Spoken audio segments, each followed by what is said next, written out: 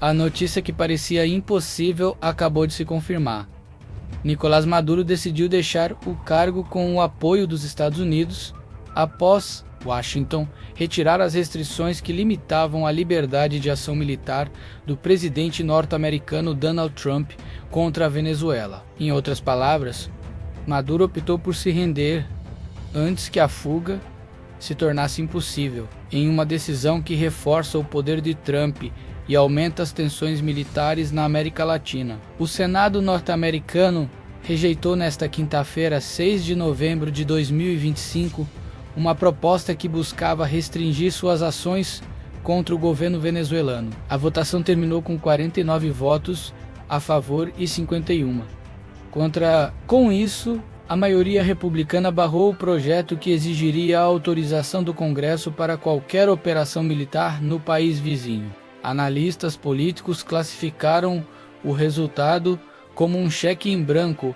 para o presidente, abrindo caminho para ataques diretos destinados a eliminar o que o governo dos Estados Unidos chama de regime ditador e narcotraficante de Nicolás Maduro, incluindo a possibilidade de invasões e operações especiais para neutralizar grupos ligados ao tráfico de drogas. Essa escalada militar teve origem em uma ordem secreta assinada por Trump em agosto de 2025, permitindo ao Pentágono empregar força letal contra cartéis de drogas na América Latina, classificados oficialmente como organizações terroristas. Desde então, forças navais e aéreas norte-americanas realizaram pelo menos 17 ataques contra embarcações suspeitas no sul do Caribe e no Oceano Pacífico, resultando em 69 mortes, entre elas tripulantes de barcos venezuelanos. Segundo o governo dos Estados Unidos, esses ataques foram executados em legítima defesa,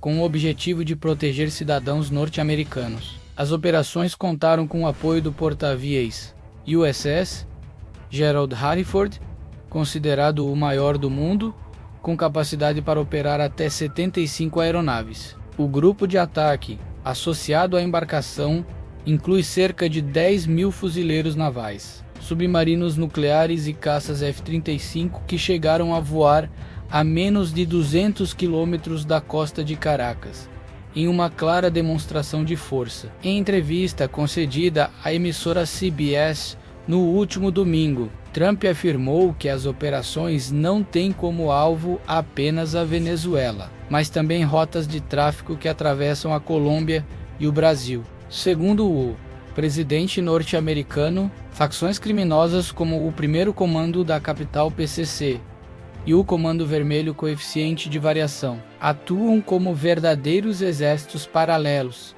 controlando amplas regiões e impondo suas próprias regras. Na Colômbia, o envolvimento dos Estados Unidos já é explícito. Desde setembro, drones e tropas especiais norte-americanas têm colaborado em operações conjuntas contra dissidentes das Forças Armadas Revolucionárias da Colômbia FARC e do grupo criminoso conhecido como Clã do Golfo, que domina aproximadamente 40% das rotas de exportação de cocaína para o território norte-americano. Trump vem pressionando o governo colombiano a intensificar as operações, prometendo 500 milhões de dólares em ajuda militar em troca de liberdade total para agir contra alvos situados nas fronteiras. Entretanto, é o Brasil que aparece como o ponto mais delicado dessa estratégia. O presidente dos Estados Unidos declarou publicamente que o PCC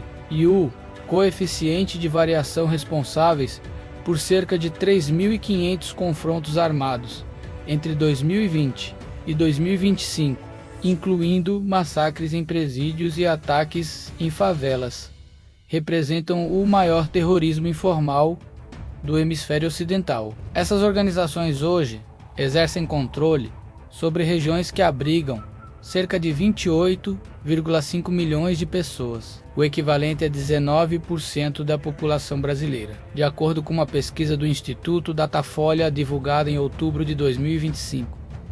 Nessas áreas, as facções impõem um regime de medo com cobranças ilegais, toques de recolher execuções de inimigos e até mesmo o controle de serviços básicos, como a distribuição de gás em comunidades do Rio de Janeiro e de São Paulo. A violência associada a essas facções já provocou mais de 50 mil mortes em 2025, com destaque para os estados da Bahia e do Amazonas, onde o Comando Vermelho passou a atuar também no tráfico de madeira e na exploração ilegal de recursos naturais na Amazônia. Mesmo diante desse cenário, o governo brasileiro, liderado por Luiz Inácio Lula da Silva, tem resistido fortemente às pressões americanas. Em maio de 2025, Brasília recusou um pedido formal de Washington para classificar o PCC e o coeficiente de variação como grupos terroristas, argumentando que tal medida poderia criminalizar parte da população e abrir precedentes perigosos para interferência estrangeira em território nacional. O ministro da Justiça, Flávio Dino, afirmou em nota que o Brasil enfrenta organizações criminosas infiltradas nas estruturas sociais e econômicas, e não grupos ideológicos com motivações terroristas. Críticos, entretanto, consideram essa posição alinhada à visão política de Nicolás Maduro e ao chamado socialismo bolivariano, ambos historicamente associados ao Fórum de São Paulo. Lula, que raramente menciona publicamente as facções criminosas, tem apostado em negociações internas e em uma nova lei anticorrupção que, segundo opositores, evita confrontos diretos com esses grupos. Apesar disso, especialistas apontam que, mesmo que os Estados Unidos considerem essas organizações como terroristas, qualquer ação militar em território brasileiro dependeria obrigatoriamente de autorização do governo federal. Conforme estabelecem acordos bilaterais e o Tratado de Defesa assinado em 2010 entre os dois países, para o cientista político Maurício Santoro, da Universidade do Estado do Rio de Janeiro, a recusa de Lula funciona como uma espécie de escudo diplomático para evitar uma intervenção estrangeira,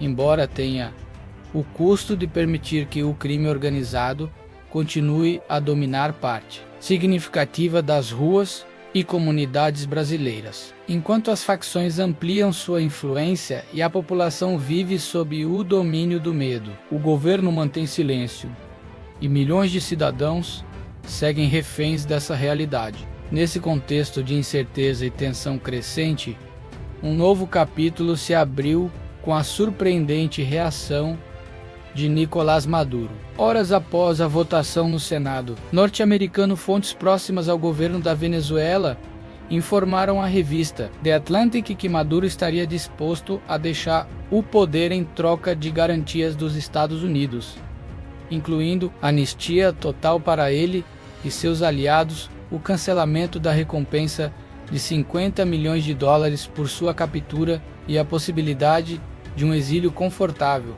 possivelmente em Moscou ou Havana, sob proteção diplomática. Se Washington fizer a sua parte, Maduro fará a dele, afirmou uma fonte ligada ao círculo de poder em Caracas. Segundo ela, o acordo pode incluir concessões significativas de reservas de petróleo venezuelanas em troca de imunidade judicial. A proposta surge em meio a uma ampla mobilização militar. Maduro ordenou a ativação de 100 mil milicianos e determinou reparos urgentes em seu arsenal de origem russa, composto por caças Su-30 e sistemas de defesa antiaérea S-300, ambos debilitados pelas sanções econômicas impostas nos últimos anos. Acusado por Trump de comandar o chamado Cartel de Los Soles, uma rede que movimenta bilhões de dólares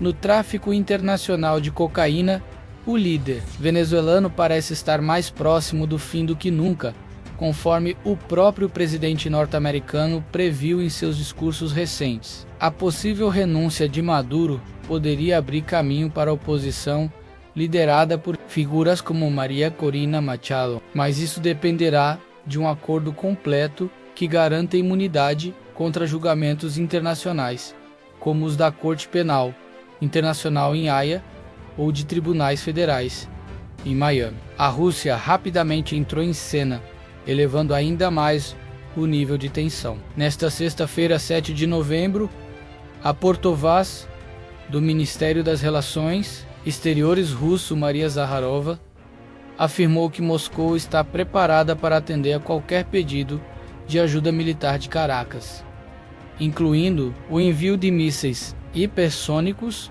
Oreshnik com alcance de até 5.800 km e o reforço de radares e aeronaves de combate. Qualquer ataque direto dos Estados Unidos apenas aumentará o caos e não resolverá nada que não possa ser tratado com diálogo, declarou Zakharova, relembrando o acordo assinado em maio de 2025, que permite a instalação de bases militares russas em território venezuelano. O presidente Vladimir Putin, que já enviou aviões de transporte militar associados ao grupo Wagner para Caracas na semana anterior, vê na crise uma oportunidade de desafiar a política américa, em primeiro lugar de Donald Trump, em uma movimentação que lembra os tempos da crise dos mísseis de 1962. Documentos obtidos pelo jornal The Washington Post indicam que Maduro teria escrito pessoalmente a Putin, pedindo apoio total para se defender de uma possível invasão, temendo bombardeios sobre instalações militares identificadas por relatórios do Wall Street Journal como pontos de ligação entre o governo venezuelano e o tráfico internacional. Enquanto o Caribe vive um clima de guerra com 10.000 soldados norte-americanos em estado de alerta e exercícios militares sendo realizados em Trinidad e Tobago, a apenas 100 quilômetros da Venezuela, o mundo observa atentamente se essa escalada resultará em uma invasão capaz de alterar completamente o equilíbrio político da região. Para Trump, é a chance de cumprir uma das promessas centrais de sua campanha, que é enfrentar com dureza o narcotráfico. Para Maduro, trata-se de encontrar uma saída menos humilhante antes do colapso final. Já para Putin, a crise representa uma jogada geopolítica arriscada, mas com potencial para expandir a influência russa no hemisfério ocidental. No Brasil, o silêncio do governo de Lula diante da crise, mesmo com rotas de tráfico atravessando a fronteira amazônica com a Venezuela, aprofunda o dilema nacional: ignorar o avanço do crime organizado para preservar a soberania ou se alinhar aos Estados Unidos e colocar em risco a própria base política. Se você gostou do conteúdo, não se esqueça de curtir e se inscrever para ajudar o canal. Você pode também se tornar membro ou contribuir com seu valeu. Ative o sininho para ficar por dentro das próximas novidades. Até a próxima!